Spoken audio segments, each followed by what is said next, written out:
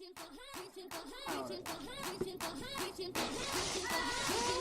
am a high school teacher at Notre Dame Secondary School. I am a competitive CrossFit athlete. Weightlifting is important to me, especially as a female.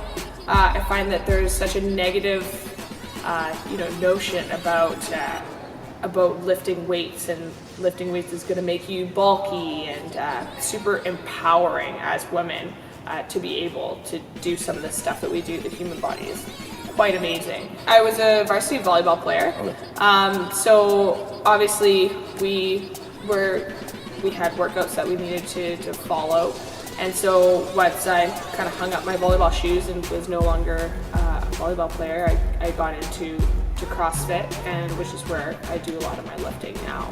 It's somewhere where you can just showcase how powerful you are, and I think that it's important that we help, like especially my students and people like my mom and my dad, just to be able. This is something we need in everyday life.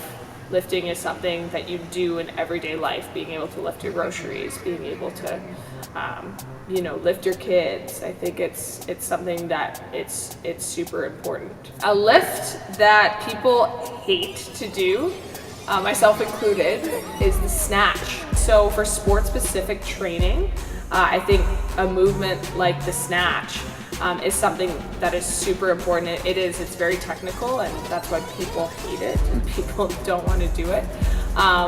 But to get that explode, it really is a full body movement, and everything is engaged if you're doing it properly. I think that if you're scared or you're intimidated by weightlifting, I think you have to start small. The idea is to start small. You can't watch people snatch and lift 200 pounds over their heads and think, oh, I'm going to be able to do that. And it's important to not get discouraged. Start small. Obviously, get friends to be with you, and get a good, solid group of people to be with you and to do this with you. And because it really is, it will change your life for the better. But it is important to have that solid support group around you, those people that are going to inspire you and make you better.